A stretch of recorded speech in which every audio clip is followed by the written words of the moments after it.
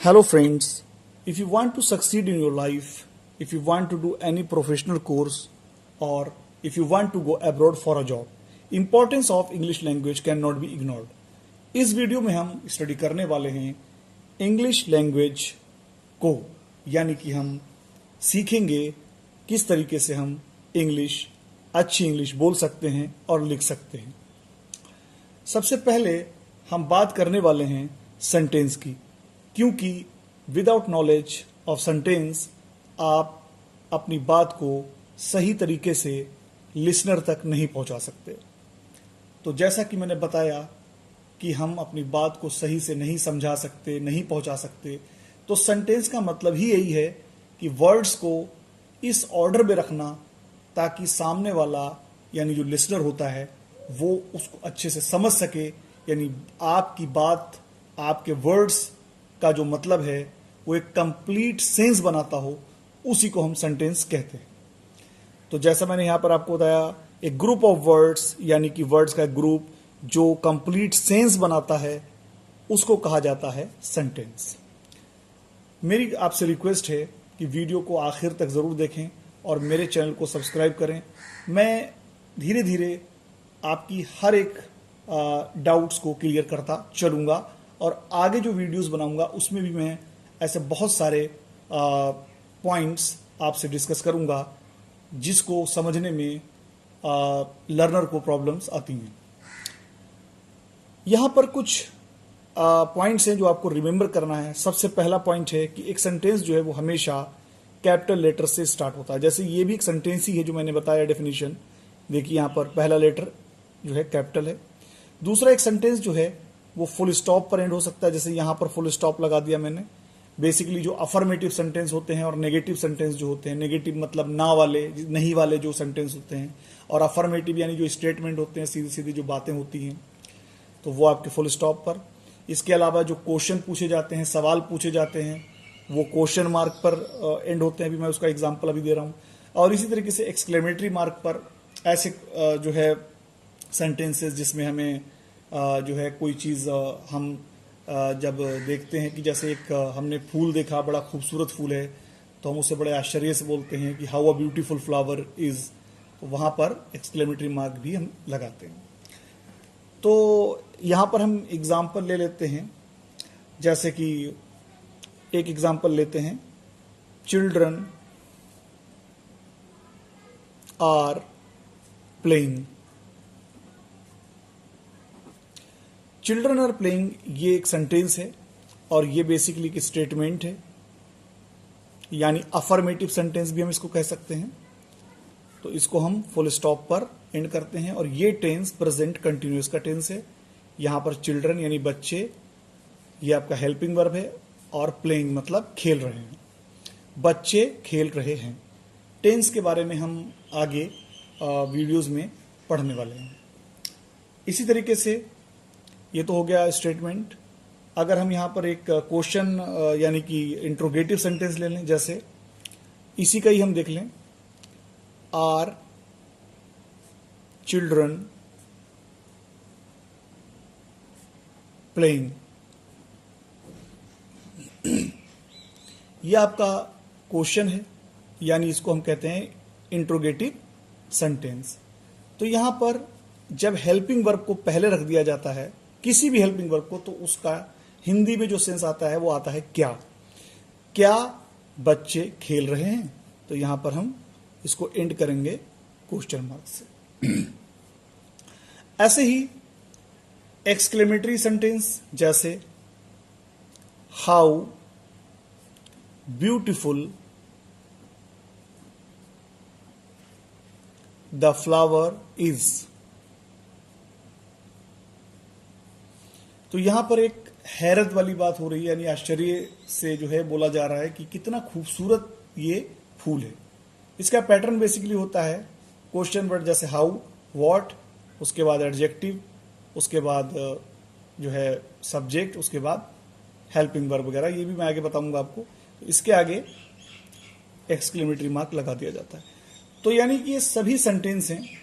फिलहाल हम जो मेन सेंटेंस है अभी जो पढ़ेंगे टेंस में, वो 4 पढ़ेंगे। अफर्मेटिव यानी स्टेटमेंट जिसमें नेगेटिव और पॉजिटिव दोनों होंगे, इंट्रोगेटिव और इंट्रोगेटिव नेगेटिव, ये 4 पढ़ेंगे। तो जैसे मैंने बताया, अब यहां पर सबसे पहले हम बात करने वाले हैं कि जो सेंटेंस होता है उसके कितने मेन पार्ट्स होते हैं। सबसे पहले हमें यह समझना है कि सेंटेंस के कितने मेन पार्ट्स होते हैं। तो मेन पार्ट्स ऑफ सेंटेंस, इसमें 2 पार्ट्स तो होते ही होते हैं, पहला सब्जेक्ट और दूसरा वर्ब। यानी किसी भी सेंटेंस में ये 2 चीजें रहेंगी, यानी कि एक सब्जेक्ट और दूसरा वर्ब। जैसे यहां पर एग्जांपल हम ले लेते हैं, she likes cats. She likes cats, वो पसंद करती है, यानी कि उसे अच्छी लगती हैं बिल्लियां। तो यहां पर ये एक प्रेजेंट इंडेफिनिट टेंस है, तो टेंस को हम बाद में डिस्कस करेंगे। अभी हम सिर्फ ध्यान दे रहे हैं सेंटेंस को, यानी बेसिक स्ट्रक्चर सेंटेंस का। तो यहां पर ये जो शी जो है, यानी जब भी किसी भी सेंटेंस में कोई चीज होती है तो उसको कौन करता है, यानी वो किससे संबंधित होती है, उसको करता कौन है, यानी कि जो भी एक्शन हो रहा है वो कौन कर रहा है, तो उसी को हम कहते हैं सब्जेक्ट, यानी डूअर। तो यहां पर शी एक सब्जेक्ट है, और सब्जेक्ट भी बेसिकली या तो नाउन हो सकता है, प्रोनाउन हो सकता है। तो जो पसंद कर रहा है, यानी एक्शन जो है वो है, एक्शन यहां पर जो है एक्शन वर्ड वो है लाइक, यानी पसंद करना, इसको हम वर्ब कहते हैं। तो ये कर कौन रहा है, शी कर रही है, यानी उससे बिल्लियां पसंद है। तो शी सब्जेक्ट हो गया। बाकी ये आपका एक्शन वर्ड है, इसको हम कहते हैं वर्ब।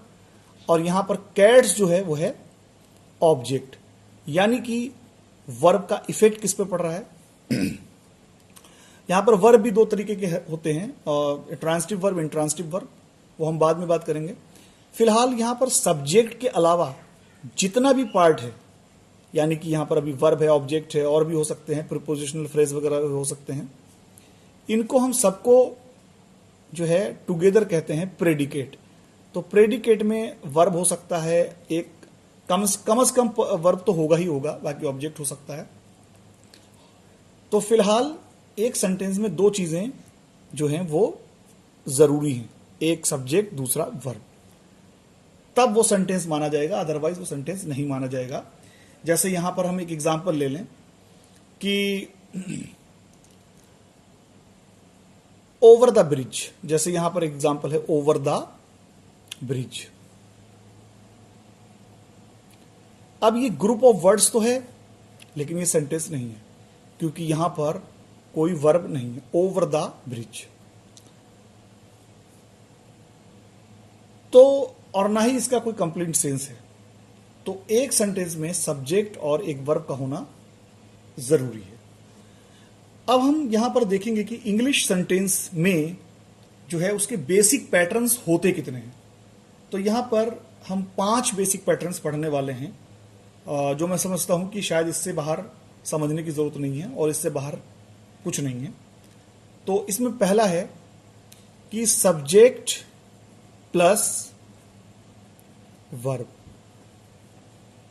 जैसे यहां पर एग्जांपल लेते हैं, कविता रीड्स। तो यहां पर कविता सब्जेक्ट है, रीड्स यानी कविता पढ़ती है।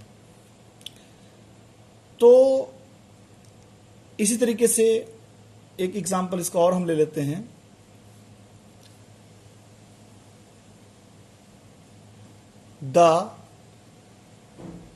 ऐसे ले लें, ए काइट फ्लाइज, एक पतंग उड़ती है।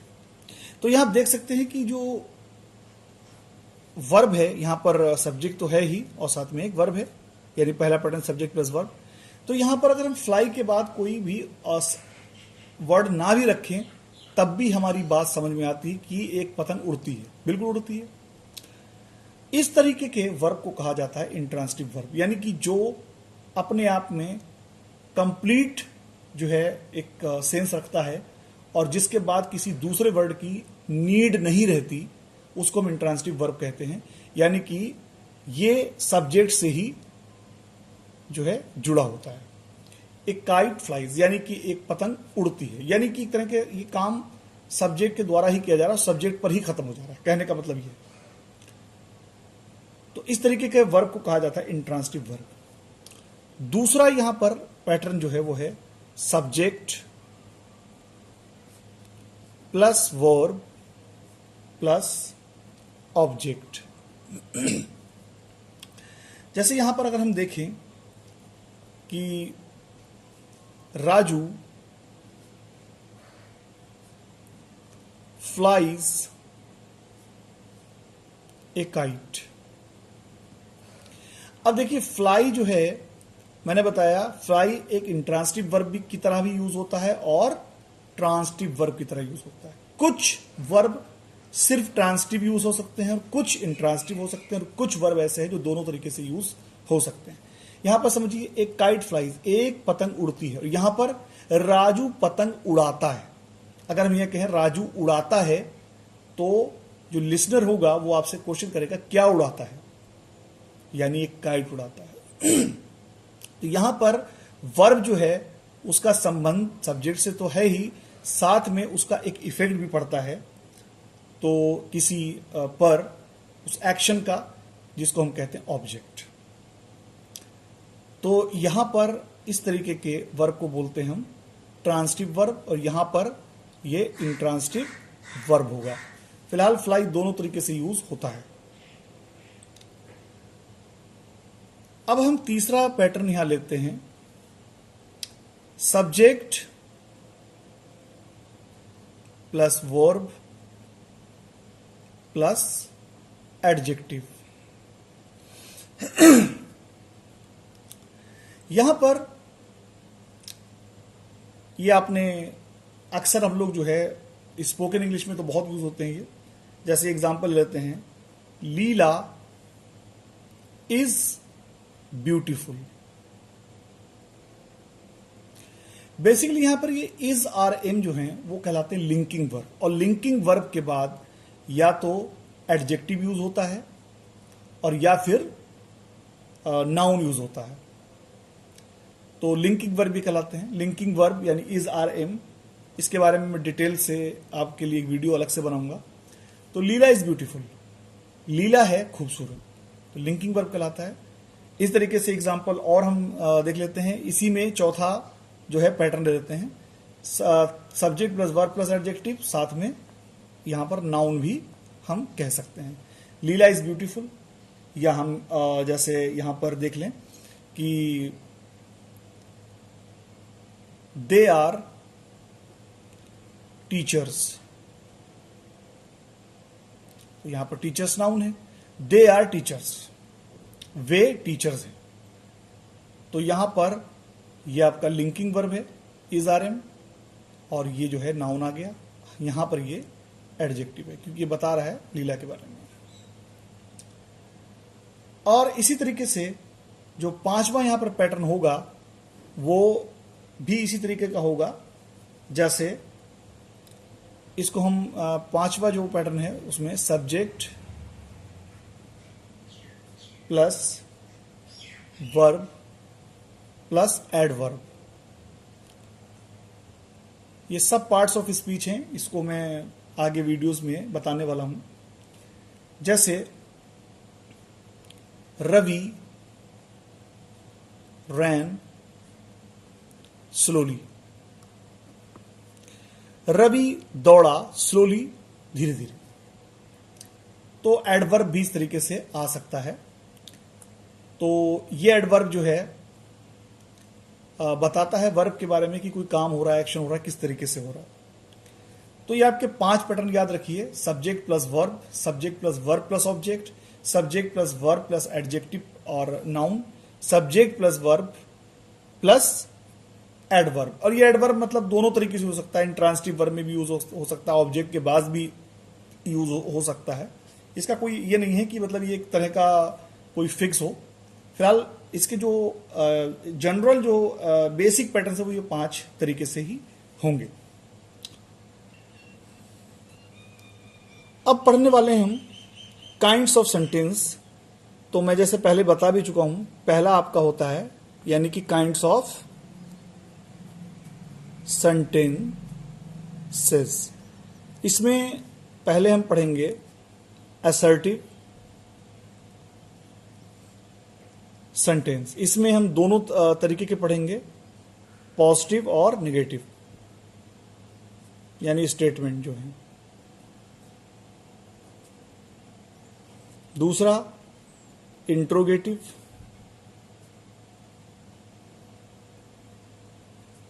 तीसरा इंपरेटिव,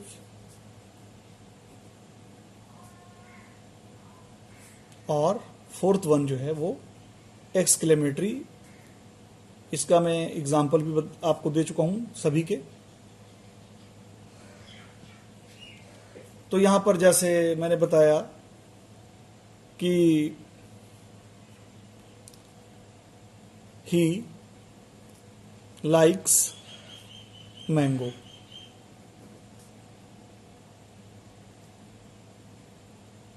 मैंगोस लिख लें या मैंगो लिख लें, उसे मैंगोस पसंद है, यानी उसे आम पसंद हैं।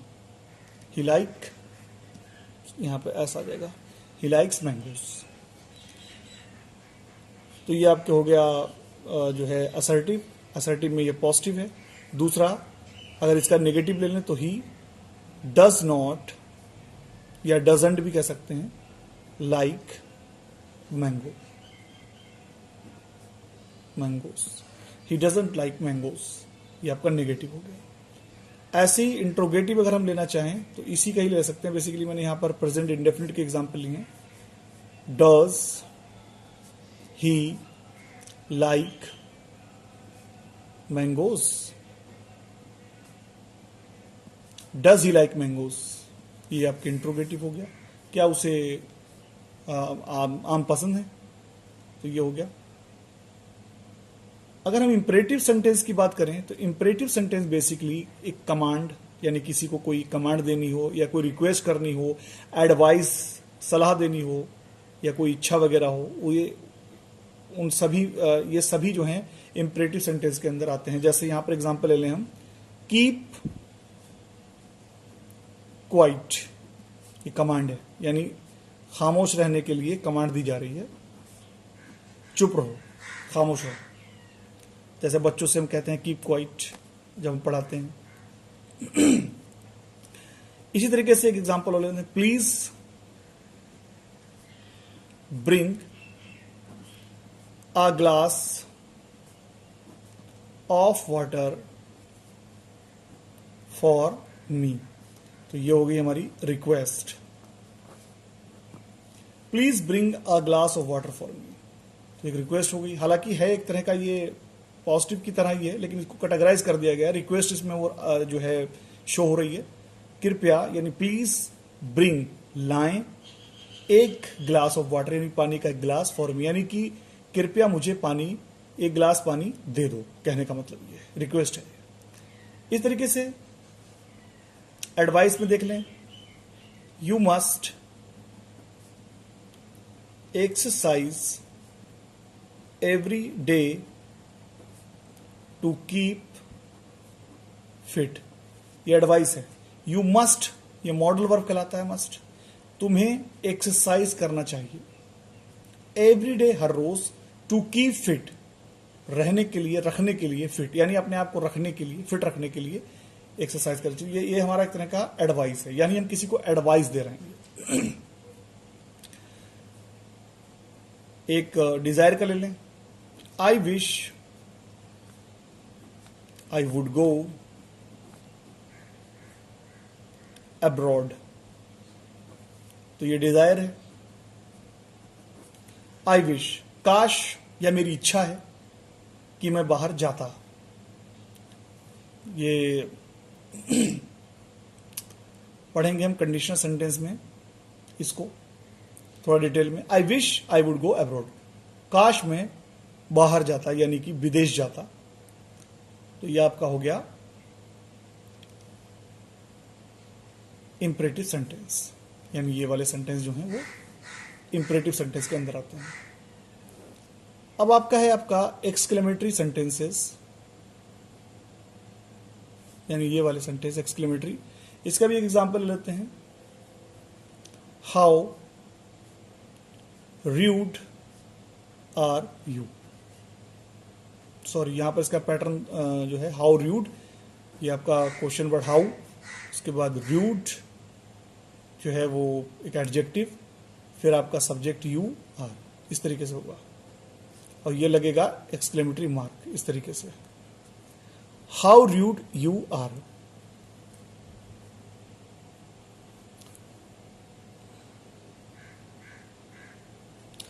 हाउ रूड यू आर, तुम कितने रूखे हो, यानी रूड हो। एक और एग्जांपल ले लें, जैसे मैंने पहले भी बता चुका हूं, हाउ ब्यूटीफुल यू आर।